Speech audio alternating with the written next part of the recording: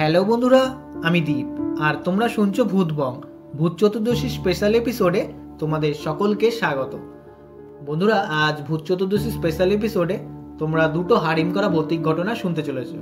ঘটনা দুটি শেয়ার করেছে ব্যারাকপুর থেকে সুপর্ণা কর্মকার। সুপর্ণার পাঠানো ঘটনা দুটি শোনার আগে বন্ধুরা, তোমরা যারা এখনো পর্যন্ত ভূতবং চ্যানেলটিকে সাবস্ক্রাইব করোনি তারা সাবস্ক্রাইব করেই দাও আর পাশে থাকা বেল আইকনটি ক্লিক করে রেখো, যাতে ভূতবংয়ের ঘটনা আসা মাত্রই তোমাদের কাছে নোটিফিকেশন পৌঁছে যায়। তাহলে বন্ধুরা, কানে হেডফোন গুঁজে রেডি হয়ে যাও, চলো আজকের ঘটনা দুটি শোনা যাক। হ্যালো দীপদা, আমি ব্যারাকপুর থেকে সুপর্ণা কর্মকার বলছি। দীপদা, কালী পুজো তো চলে এলো, তাই ভাবলাম 2 বছর আগে এই কালী পুজোর রাতে আমার সাথে যেই অলৌকিক ঘটনাটি ঘটেছিল সেটা শেয়ার করি। আমার সাথে ঘটে যাওয়া ঘটনাটির সাথে সাথে আরও একটা ঘটনা শেয়ার করলাম, যেটা ঘটেছিল এক বাস কন্ট্রাক্টরের সাথে। তাহলে দীপদা, এই কালী পুজোর সময় যদি আমার ঘটনাটি ভূতবংয়ে পড়ে শোনাও তাহলে খুবই খুশি হব। প্রথমে আমার সাথে ঘটে যাওয়া ঘটনাটি বলি।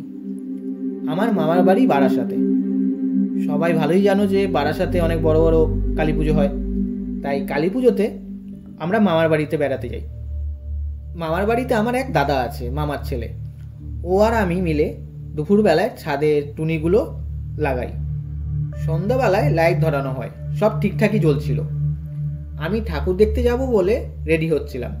হঠাৎ দাদা আমাকে ডাক দেয়, বলে, বোন একটু ছাদে যা তো, সাইডের লাইটগুলো ধরছে না, অফ হয়ে গেছে, মনে হয় ওই বোর্ড থেকে তার খুলে গেছে, তাই লাগিয়ে দিয়ে যায়। আমিও সঙ্গে সঙ্গে যাই। আমি গিয়ে দেখি যে বোর্ডের সাথে তার ঠিকঠাকই লাগানো আছে, কিন্তু এক সাইডের লাইট পুরো অফ। আমি দাদাকে ডাক দিই যে তুই ছাদে আয়, মনে হয় কোনো ফল্ট হয়ে গেছে। দাদা বলে, দাঁড়া একটু, আমি আসছি। সেই মুহূর্তে হঠাৎ আমার কানের পাশ দিয়ে হাওয়ার মতো গেল। আমি যে পেছনে তাকাই, স্পষ্ট দেখি একটা অবয়ব, মহিলার অবয়ব, সঙ্গে সঙ্গে সরে গেল। আমি ভাবছি কি হলো ব্যাপারটা, কে ছিল। তো নিজেই আবার চিন্তা করলাম আমার চোখের ভুল হবে হয়তো, সব বাড়িতে লাইট ধরছে, তাই মনে হয় কোনো বাড়ি থেকে শ্যাডো টাইপের আলো এসছে। সেই মুহূর্তে লোডশেডিং হয়ে যায়, পুরো এলাকা অন্ধকার। আমি দাদাকে ডাক দিই যে তাড়াতাড়ি আয়, না হলে আমি নেমে পড়ছি। তাড়াহুড়োতে ফোনটা নিতেও ভুলে গেছি, ফ্ল্যাশ লাইটটা যে ধরাবো তারও উপায় নেই। হঠাৎ আমার ডান গালে পেছন দিয়ে আলতোভাবে আঙুলের ছোঁয়া লাগলো। আমি যে পেছন ঘুরে তাকাই, আমি যে জিনিসটা দেখি তা নিজের চোখে বিশ্বাস করতে পারছিলাম না। দেখি একটা পৈশাচিক দেখতে মহিলা দাঁড়িয়ে, চোখগুলো জবা ফুলের মতো লাল, মনে হচ্ছিল চোখগুলো জ্বলছে। ওই অন্ধকারেও স্পষ্ট বোঝা যাচ্ছে মহিলাকে। আমি যেই ও মাগো করে চিৎকার করি, সেই জিনিসটা আমার বুকের ওপর জোরে ধাক্কা দেয় আর আমি ছিটকে গিয়ে পড়ি। সেই মুহূর্তে দাদা আর আমার মা সিঁড়িঘরের দরজা দিয়ে যেই ছাদে পা দেয়, মায়ের হাতে এলইডি টর্চ ছিল, দেখে ছাদের রেলিং দিয়ে এক মহিলা ঝাঁপ দিল। দাদা আর মা হই হই চিল্লিয়ে যেই রেলিংয়ের পাশে যায়, গিয়ে দেখে নিচে কিছু পড়া নেই, কেউ নেই, পুরো ফাঁকা। যেই সাইড থেকে ঝাঁপ দিয়েছিল সেই সাইডে মামার বাড়ির ঢুকবার রাস্তা, রাস্তা পুরো ফাঁকা, কিচ্ছু নেই। অন্যদিকে আমি পড়ে কাতরাচ্ছি, আচমকা অমনভাবে ঠেলা দিয়েছে, চোট পেয়েছি। আমি কেঁদেই যাচ্ছিলাম। তারপর দাদা আর মা আমাকে ধরে ঘরে নিয়ে যায়। আমি যেই জিনিসটাকে দেখেছিলাম সেই ব্যাপারে যে সবাইকে বলবো আমি সেটাও বলতে পারছি না, মুখ পুরো বন্ধ, সমানে কেঁদে যাচ্ছি। কিছুক্ষণ পর ঠিক হই, তারপর সবাইকে বলি যে জিনিসটাকে দেখেছি। মামা মামি তো দাদাকে খুব জার দেয়, বলে, আজ কালী পুজোর সন্ধ্যায় তুই কেন ওকে একা পাঠালি, তুই নিজে কেন গেলি না? আর এটা তো সবাই জানোই যে কালী পুজোর রাতে মেয়েদের বেরানো উচিতই না, বিশেষ করে একা একা। আর আমি যে রেডি হচ্ছিলাম ঠাকুর দেখতে যাব বলে, আমি তখন চুল আঁচড়াচ্ছিলাম। আমার চুল পুরো খোলা ছিল। আমি ওই নিয়েই ছাদে যাই আর আমার সাথে ওই অলৌকিক ঘটনা ঘটে। আমার 2 দিন জ্বর ছিল। আমাকে তারপর এক ঠাকুর বাড়িতে নিয়ে যাওয়া হয়, তারপর ওইখান থেকে ঝাড়ানো হয়, একটা তাবিজ দেওয়া হয়, তারপর আমার জ্বরটা কমে। কয়েকদিন আমি ঠিকমতো ঘুমাতেই পারিনি, চোখ বন্ধ করলেই সেই পৈশাচিক মুখ আর ওই লাল চোখ, দৃশ্য ভাসত পুরো। দীপদা, এই ছিল আমার সাথে ঘটে যাওয়া অলৌকিক ঘটনা।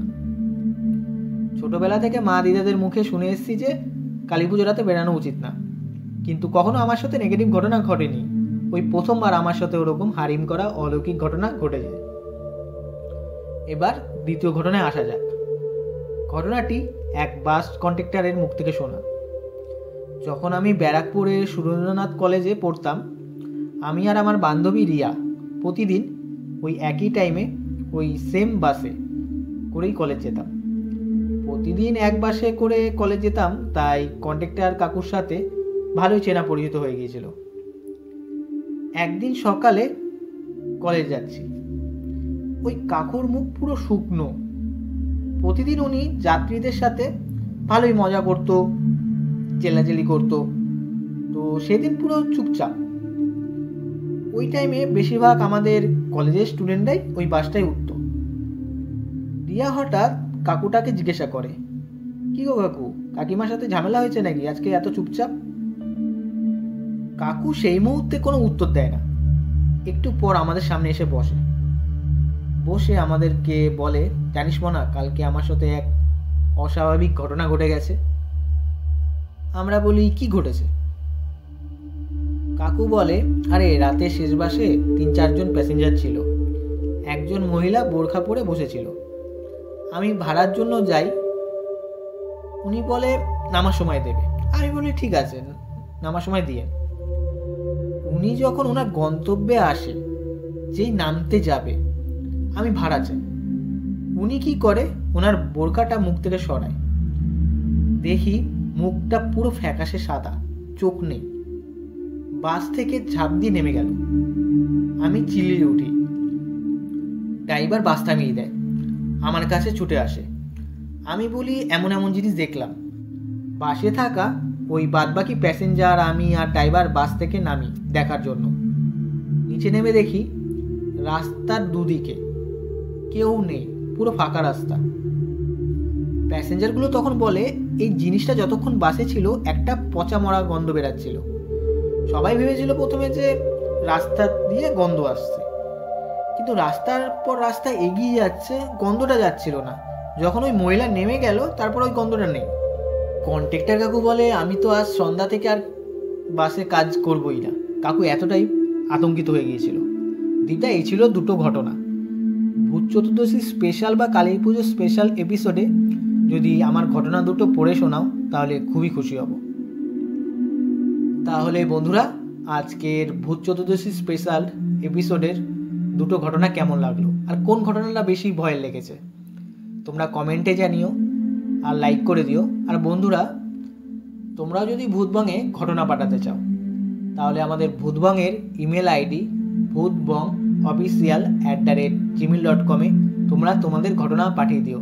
আমাদের এই ইমেল আইডিটা আমাদের ডেসক্রিপশনও আছে চ্যানেলের, তো এখান থেকেও দেখে নিতে পারো। তাহলে বন্ধুরা, আজকের জন্য এটুকুই। Tata, by.